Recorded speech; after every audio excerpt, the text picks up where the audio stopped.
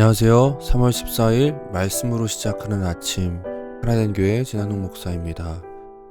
오늘 읽으실 본문은 그리스도 중심 성경 읽기로 룻기 1에서 4장까지, 또 오늘 묵상 구절은 룻기 4장 16절에서 17절입니다.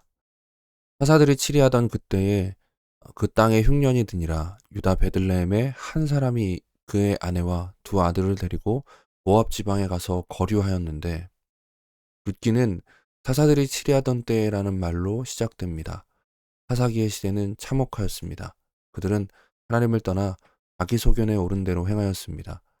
사사기 마지막의 이야기는 하나님을 떠난 죄인들이 얼마나 이기적으로 행하게 되는지를 보여주었습니다. 서로 자기에게 이익이 되고 자신이 생각하기에 좋은 대로만 행하였습니다. 룻기의 시작은 안타까운 한 가족의 이야기로 시작되죠. 엘리멜렉은 흉년의 때에 자기 소견에 오른 대로 행하여 모압 지방으로 이주하였습니다. 하나님께서 약속하신 땅을 떠난 것입니다. 그곳에서 그들은 자신들이 원하던 결과를 얻지 못하였습니다. 남자들은 다 죽고 나오미와 며느리 둘만 남았습니다. 나오미가 그들에게 이르되 나를 나오미라 부르지 말고 나를 마라라 부르라. 이는 전능자가 나를 심히 괴롭게 하셨음이라. 내가 풍족하게 나갔더니 여호와께서 내게 비어 돌아오게 하셨느니라. 여호와께서 나를 징벌하셨고 전능자가 나를 괴롭게 하셨거늘 너희가 어찌 나를 나오미라 부르느냐 하니라. 나오미는 상실과 고통 가운데 고향으로 돌아오게 됩니다. 그녀의 고백 속에서 그녀가 받은 고통의 무게가 느껴집니다. 그녀는 하나님을 원망합니다. 이러한 상황에서 왜 원망이 나오지 않겠습니까? 본인들의 잘못된 선택으로 인해 벌어진 일이지만 누군가를 탓하지 않고는 살 수가 없는 심정을 비난할 수가 없습니다. 중요한 건 원망 가운데서도 그녀가 원래 있어야 할 곳으로 돌아왔다는 것입니다. 잘 살겠다고 나갔었지만 빈손으로 돌아왔습니다. 이제 그녀에게 남은 건 며느리 룻밖에는 없습니다. 그런데 이 사실이 또한 중요합니다. 며느리 룻밖에 남은 것이 없지만 하나님께서는 룻을 통해 새 일을 행하셨기 때문입니다. 아직 드러나지 않았을 뿐 룻을 가진 그녀는 더 이상 고통스러워하지 않아도 됩니다.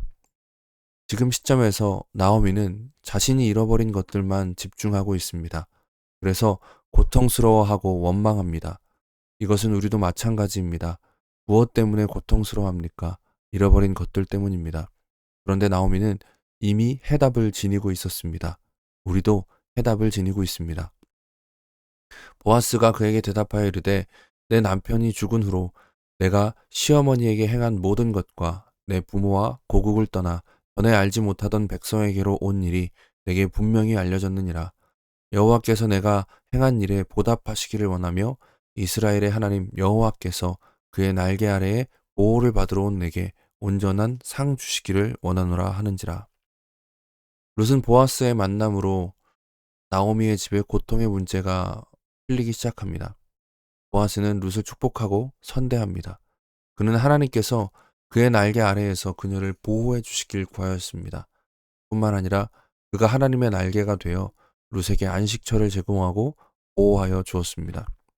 보아스가 이르되 내가 나오미의 손에서 그 밭을 사는 날에 곧 죽은 자의 아내 모압 여인 룻에게서 사서 그 죽은 자의 기업을 그의 이름으로 세워야 할지니라 하니 그 기업 물을 자가 이르되 나는 내 기업에 손해가 있을까 하여 나를 위하여 물으지 못하노니 내가 물을 것을 내가 물으라 나는 물으지 못하겠노라 하는지라. 보아스의 모습은 사사기 이스라엘의 암울한 모습과 달랐습니다. 그는 자기 소견에 오른 대로 행하지 않고 하나님의 말씀에 따라 행하였습니다. 또한 그는 자기에게 손해가 있을 것을 알면서 룻을 아내로 맞이합니다. 나오미가 아기를 받아 품에 품고 그의 양육자가 되니 그의 이웃의 여인들이 그에게 이름을 지어주되 나오미의 아들이 태어났다 하여 그의 이름을 오벳이라 하였는데 그는 다윗의 아버지인 이새의 아버지였더라. 룻기는 희망이 없어 보이는 사사시대에도 신실하신 하나님께서 일하고 계셨음을 보여줍니다. 룻기의 중요한 부분에 등장하는 우연히, 아침과 같은 단어는 하나님의 놀라운 섭리를 증거하여 줍니다. 하나님께서는 보아스를 통해 룻을 살리고 룻을 통해 나오미의 집을 살렸습니다. 그리고 나오미의 집에서 난 다윗을 통해 사사시대에 망가진 이스라엘을 고치십니다. 우리는 죄로 만연한 세상을 보며 탄식합니다. 그러나 하나님께서는 지금도 변함없이 구원 계획을 이루어가고 계십니다. 우리가 탄식하고 원망하는 이유는 신실하신 하나님을 보기보단 암울한 세상만을 바라보고 있기 때문입니다. 보아스는 죽을 것을 알면서 우리에게 오신 예수 그리스도를 미리 보여주는 인물입니다.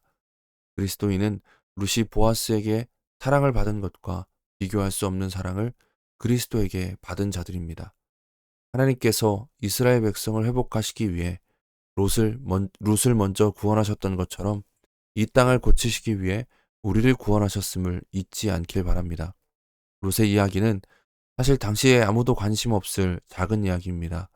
그러나 하나님께서는 이 작은 일을 통해 이스라엘 백성의 회복할 임금 다윗을 낳으셨습니다. 오늘 우리의 삶의 의미가 여기에 있습니다.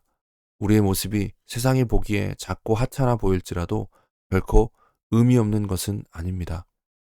하나님께서 세상을 회복하시기 위해 구원받은 우리를 그 자리에 세우셨음을 믿으십시오. 내가 대단한 결과를 내지 못해도 괜찮습니다. 하나님께서는 이미 우리를 통해 일하고 계시기 때문입니다. 신자는 그 영광의 길을 충성스럽게 걸어가는 자입니다. 오늘도 영광의 길을 걸어가고 있음을 믿으시고 나아가길 간절히 소망합니다.